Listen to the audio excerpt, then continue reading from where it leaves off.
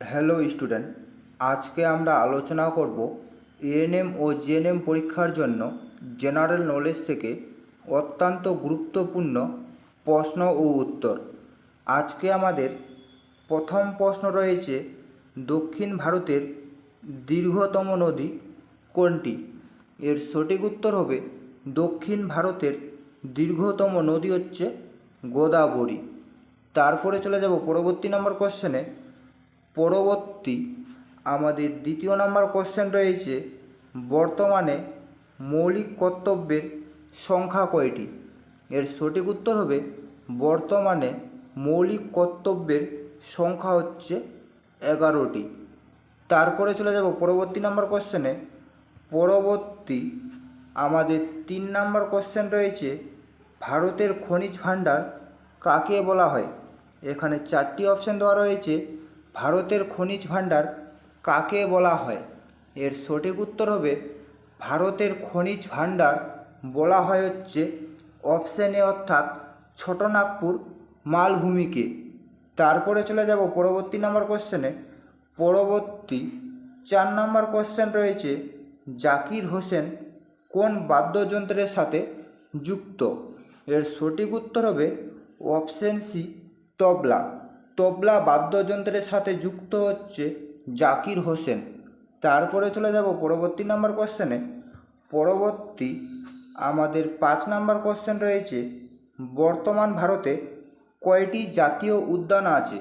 এর সঠিক উত্তর হবে বর্তমান ভারতে মোট হচ্ছে 106টি জাতীয় উদ্যান আছে।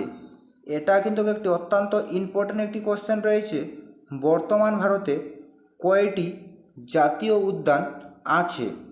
তারপরে চলে যাব পরবর্তী নম্বর কোশ্চেনে। পরবর্তী 6 নম্বর কোশ্চেন রয়েছে, লাবণী কোন রাজ্যের লোকনৃত্য? এর সঠিক উত্তর হবে লাবণী হচ্ছে মহারাষ্ট্র রাজ্যের লোকনৃত্য। তারপরে চলে যাব পরবর্তী নম্বর কোশ্চেনে। পরবর্তী আমাদের 7 নম্বর কোশ্চেন রয়েছে, প্রথম পরমবীর চক্র পুরস্কার কে পেয়েছিলেন? এর সঠিক উত্তর হবে অপশান ডি, সোমনাথ শর্মা। সোমনাথ শর্মা হচ্ছে প্রথম পরমবীর চক্র পুরস্কার পেয়েছিলেন। তারপরে চলে যাব পরবর্তী নম্বর কোশ্চেনে। পরবর্তী 8 নম্বর কোশ্চেন রয়েছে, দিল্লির কুতুব মিনার কে তৈরি করেন? এর সঠিক উত্তর হবে দিল্লির কুতুব মিনার তৈরি করেছিলেন হচ্ছে কুতুবউদ্দিন আইবক। এবং তার সঙ্গে তোমরা কমেন্টের মাধ্যমে জানাও দিল্লির বর্তমান রাজ্যপালের নাম কি। তারপরে চলে যাব পরবর্তী নম্বর কোশ্চেনে। পরবর্তী 9 নম্বর কোশ্চেন রয়েছে, দিল্লির বর্তমান মুখ্যমন্ত্রীর নাম কি? এর সঠিক উত্তর হবে দিল্লির বর্তমান মুখ্যমন্ত্রীর নাম হচ্ছে অপশান সি, রেখা গুপ্তা।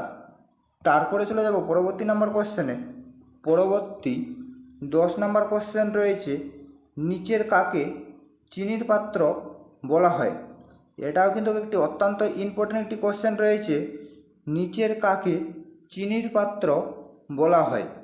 এর সঠিক উত্তর হবে চিনির পাত্র বলা হয় হচ্ছে অপশান বি, কিউবাকে।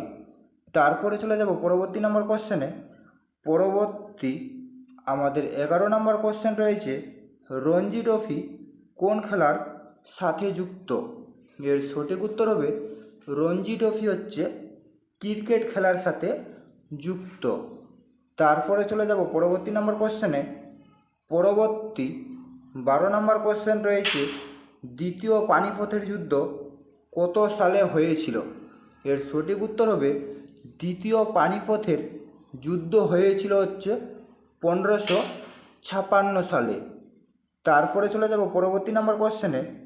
পরবর্তী আমাদের 13 নম্বর কোশ্চেন রয়েছে, ভারতের প্রথম শিক্ষামন্ত্রী কে ছিলেন? এর সঠিক উত্তর হবে ভারতের প্রথম শিক্ষামন্ত্রী ছিলেন হচ্ছে অপশান ডি, আব্দুল কালাম আজাদ। এটাও কিন্তু একটি অত্যন্ত ইম্পর্ট্যান্ট একটি কোশ্চেন রয়েছে, ভারতের প্রথম শিক্ষামন্ত্রী কে ছিলেন? তারপরে চলে যাব পরবর্তী নম্বর কোশ্চেনে। পরবর্তী নম্বর কোশ্চেন রয়েছে, পক্ষী মানব হিসাবে কে পরিচিত?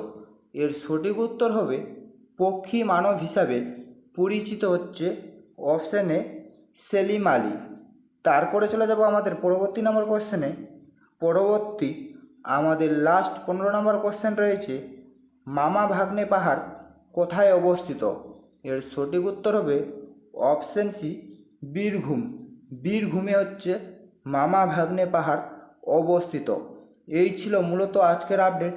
যদি তোমাদের ভিডিওটি ভালো লেগে থাকে তাহলে অবশ্যই লাইক, কমেন্ট এবং শেয়ার করে দিবেন।